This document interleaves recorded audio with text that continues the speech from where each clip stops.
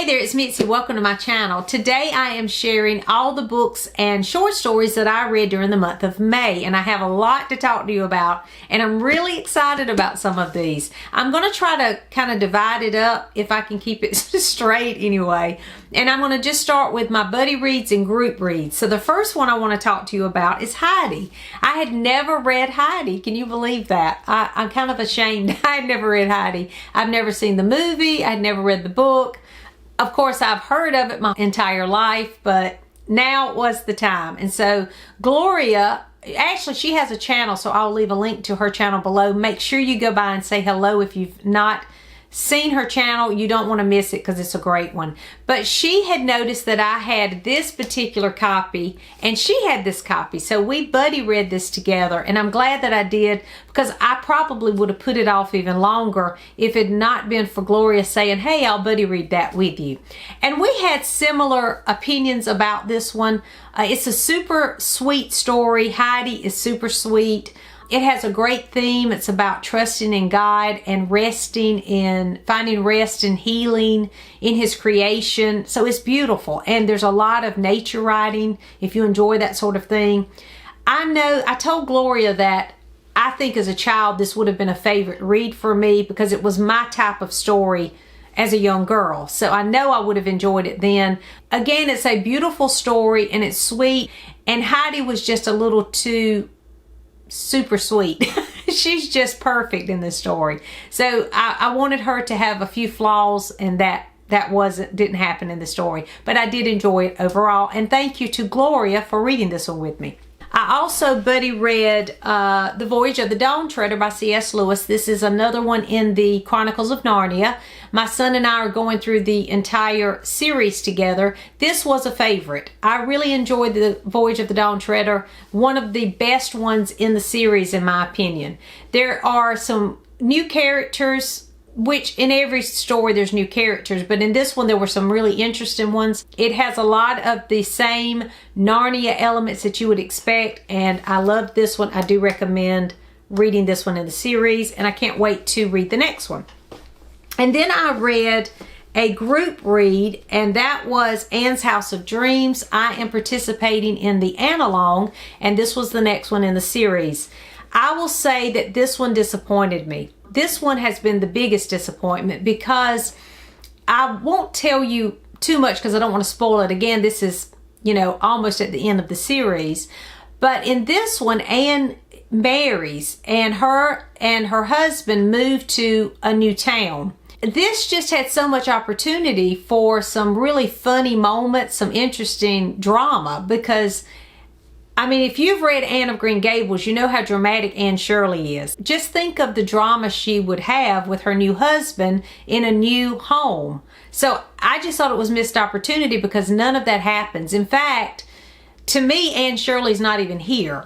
She's in the story, but it's not Anne Shirley to me. It's more about the other characters that are introduced in this new area. And I didn't care about those characters. I wanted Anne. I wanted the old characters from the original stories. This was a disappointment. And for instance, there's like this one place where she wants to have Christmas at her house for the first time. She has her home. She's a newlywed. She wants to show off her new home and have her family come over.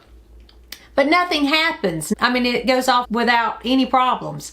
So I just thought that was a missed opportunity. In the other stories, can you imagine what could happen as Anne Shirley has her first Christmas dinner in her new home? There's lots of things that could happen, but nothing does. Again, I was just disappointed. There was a sad moment in this one, but unfortunately, because I was disconnected from this character, I don't think it had the impact on me that it would have if it would have been the Anne that I know and the Anne that I have come to love. Again, this was a disappointment. I do hope the next one is better because I'm sort of losing patience, to be honest, with this series. It seems to be less and less about Anne as we go along, and I'm wondering if maybe Ellie Montgomery started tiring of Anne or something, because that's just how it feels. It's like she's trying to explore other characters, and she's great at creating characters. But I want Anne because this is supposed to be a series about Anne Shirley. So anyway, those are my thoughts on that one, and I hope the next one will be better than that one. I read 4 books for the Historical Fiction Readathon, which surprises me because at the beginning of the month, I actually asked the viewers to choose for me one historical fiction to read for the Historical Fiction Readathon hosted by Katie at Books and Things. And they chose for me Christie. And I loved this one. I've already reviewed it, so I won't say too much about it here. I will leave a link to that one if you're interested, but this was a 5-star read and it's fantastic. And then I read A Tale of Two Cities by Charles Dickens. I also reviewed that one, so I'll leave a link to that video if you're interested. It was a great read as well, and I can't wait to read the next Charles Dickens. And then I read Sarah's Key because this was the runner-up. When I asked you to choose one, the most votes was for Christie, but this was next. So I decided I had time to read it too. I enjoyed this one, but it could have been, I don't know how many pages this is. Let's see. This is almost 300 pages, and it could have been 100 pages. It really should have been a novella. This is a dual timeline, and sometimes I enjoy a dual timeline, but most of the time I don't. So that was probably a strike against it for me. I'm not big into contemporary stories, and that story was a contemporary story. I was interested in Sarah's story, which is about a little girl, Sarah, who was living in Paris during the time of World War II, and her family's Jewish. The French police come during the middle of the night and take her family away, and they are going to transport them to a concentration camp. And it's about Sarah's survival story, basically, during that time. I was interested in that story because that story was told very well in here. I loved how that story was progressing and how it was told. This is actually based on a true event. Now, Sarah's not a real person. This story itself did not happen, but it's based on a real event in Paris during World War II. So that made it interesting as well. The problem I had was the other story, I was not at all interested in any of the characters. The main character was telling her story while she was investigating the history of Sarah's story. So that's how they tied together. But her story was about whether or not she should leave her husband, who frankly was a jerk. So it was just not a good story. That part of the story really took away from Sarah's key story, the main story that this is based upon.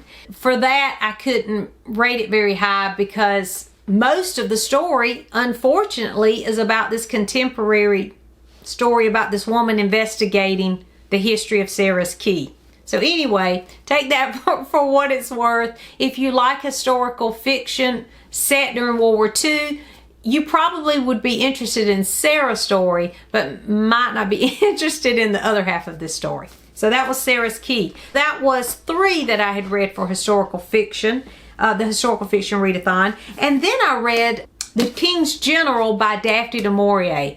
And I'm trying to read through all of her books because I really enjoy her writing. This was a great example of Daphne du Maurier. It has all those Gothic elements. The house in Rebecca Manderley is based on a real house called Mennabilly, I think is what it's called. And that's where this story takes place in the 1600s during the English Civil War. Now, I'm not familiar with the English Civil War, but that didn't take away from this. It made it even more interesting for me. It was a great story, a page turner, and the setting was fantastic. It had the house was a character in itself.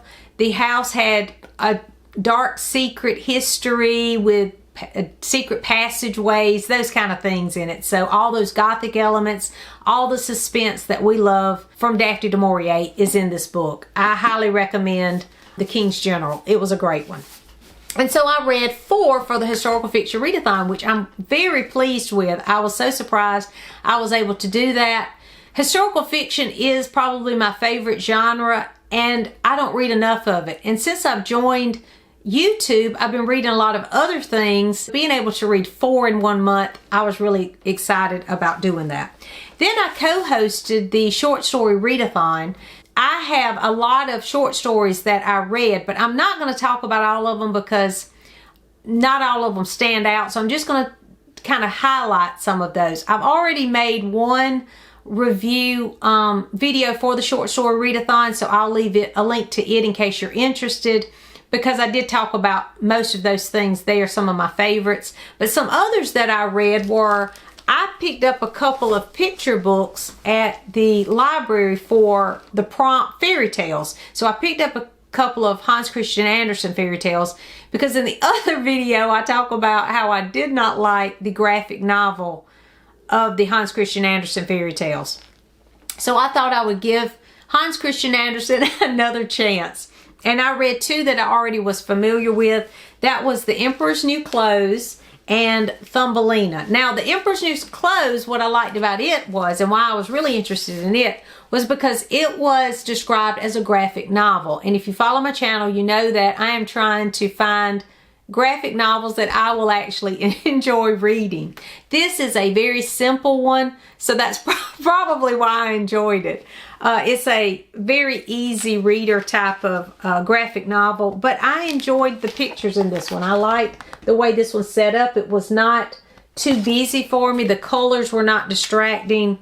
I like the way too that they had the emperor in this one, because he looks like a clown. And I just thought, yes, the emperor in this particular story, if you know this story, The Emperor's New Clothes, you know he is a clown. So I like the way that they depicted him as a clown in all the pictures. That was kind of funny too. But I did enjoy this. This was illustrated by Jeffrey Stuart Timmons. So I'll be looking for more Jeffrey Stuart Timmons, because I enjoyed his artwork, his illustrations. I also enjoyed the color scheme for this one. I don't know why, but sometimes the colors are distracting for me. And this was kind of muted with just enough of boldness in the right places. So I did like this one. And then I read Susan Jeffers' Thumbelina. This is her retelling of Thumbelina, and it was a beautiful picture book. It has some really beautiful pictures in it.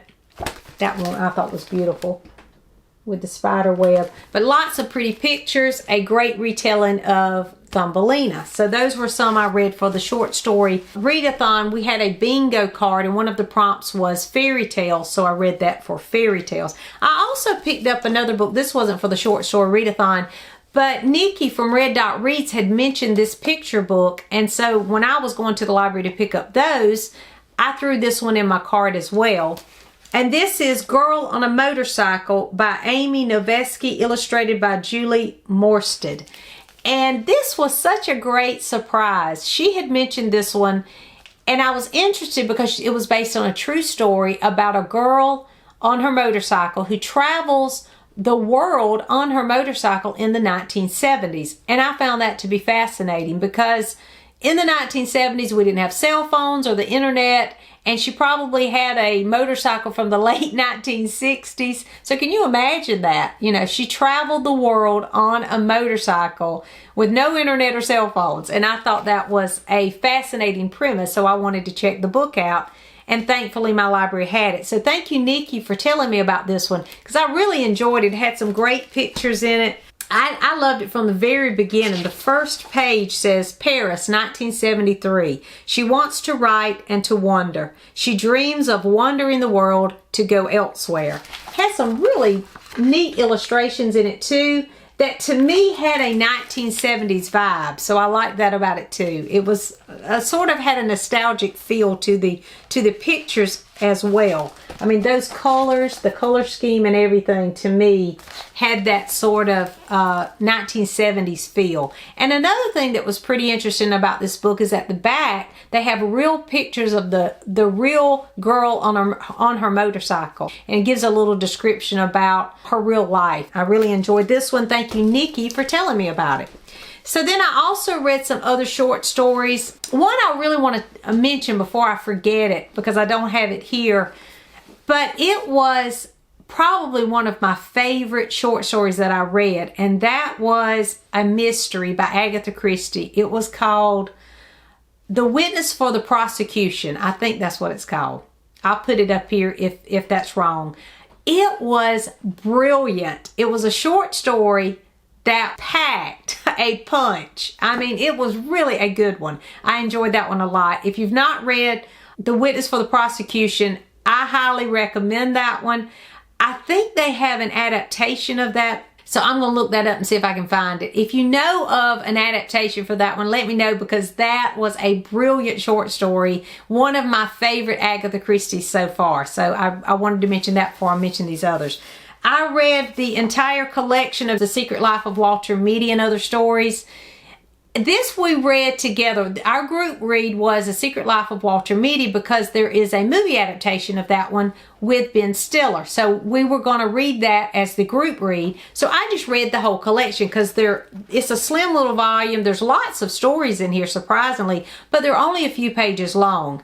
The Secret Life of Walter Mitty was not my favorite. It was okay, but it was not my favorite. In fact, after reading this, I had my husband and my son watch the movie with me, and the movie was so much better than the short story, which I don't normally say that. That's saying a lot. It was so funny. We laughed through that entire movie, and Ben Stiller did a great job in that one. I do recommend reading the story and then going to watch the movie. I think you'll appreciate the movie even more after reading the short story. But there were a lot of great short stories in this collection. And at first, I think on my other video about this collection, I mentioned that they were funny. Well, I'm here to tell you they are not all funny, unfortunately. Some of them kind of shocked me. There were some that were morbid. At the beginning, I thought, okay, he was a cartoonist. These are all going to be funny stories. But some of the stories are dark and sinister and brutal. Just be aware of that going into this, because I thought they were funny, and I said that in the other video. All of the stories are not funny at all in this collection, but they were interesting, and I did enjoy it. But The Secret Life of Walter Mitty wasn't my favorite, so I'm kind of surprised that it's kind of like the feature story in this collection. So I read that. I read the entire collection by James Thurber. And then I also read the entire collection by Oscar Wilde, The Happy Prince and Other Stories. I talked a little bit about this one also in that other video. The Happy Prince, I think, is the one I had read in this collection in that video. And I did think it was going to be my favorite, but I kept reading, and the stories were better and better as I went. The Selfish Giant was a great one. The Nightingale and the Rose, The Devoted Friend, really great short stories in this one. Had all those fairy tale elements that I like, but all the stories were different and surprising. They all had surprising endings. Really enjoyed this. I'm trying to read everything by Oscar Wilde. I've read The Picture of Dorian Gray. Loved that. That's his only novel. I've read several of his plays, and now I've read most of his short stories, and I love those. I also read a play for the short story readathon, which was An Ideal Husband by Oscar Wilde, and that was really good too. It was funny. I like The Importance of Being Earnest better, but it was still funny, and I enjoyed it. And I know that they have a movie adaptation of that one, so I plan on picking that up soon. Those were some short stories that I read. Let's see. I also finished the Celtic Tales for the short story readathon. This is a great set based in Ireland, Scotland, Brittany, and Wales. And loved these stories, loved the illustrations. They all had, again, the fairy tale elements, but I did not know these fairy tales, so that made it super interesting for me. I know there's a lot of these books. I think there's like 8 in this series. So I do plan on picking up some more in this series because I enjoyed this one so much. And then I read the 21 Balloons. Now this really surprised me. I read this one only because it's a Newbery Award winner, and I'm trying to read all the Newbery Award winners.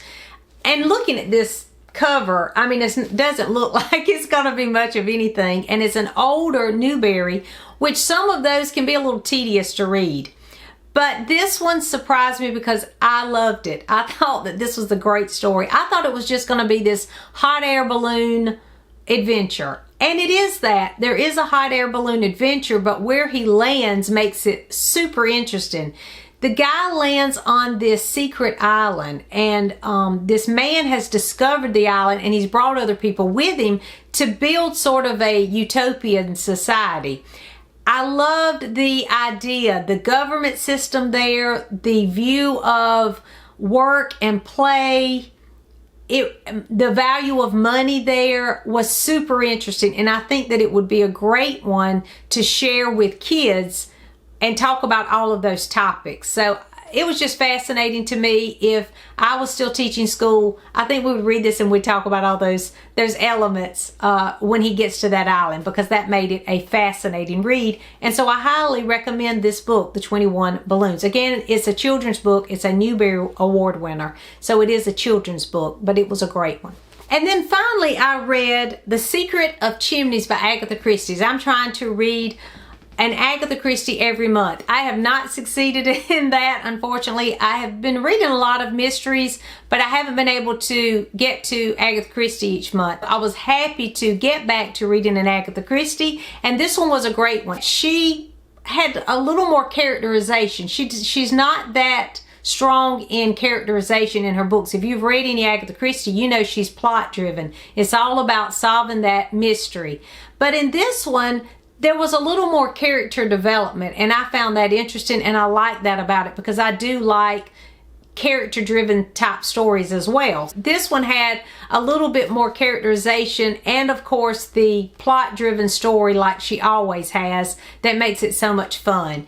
Now, I'll say in this one, and I hate to admit this, but I just knew that I had solved this one about halfway through, and at the end, I was nowhere near what really had happens. Again, I have yet to solve an Agatha Christie. I don't know what that says about me, but I haven't yet, and I do hope to. I keep trying to solve it, and there's been several times that I thought that I knew who had, committed the crime, but again, I was surprised because I didn't know, which makes it a lot of fun because she is super clever with her plots. So anyway, this one was a great one, and I do recommend The Secret of Chimneys. So those are the books that I read for the month of May, and the short stories that I read. I read a lot of great short stories. I was able to finish a few short story complete collections, which made me happy. The Witness for the Prosecution was probably my favorite and the most memorable. Young Goodman Brown was another favorite. But I read a lot of other great ones too. I enjoyed reading the play An Ideal Husband. That was something different to read.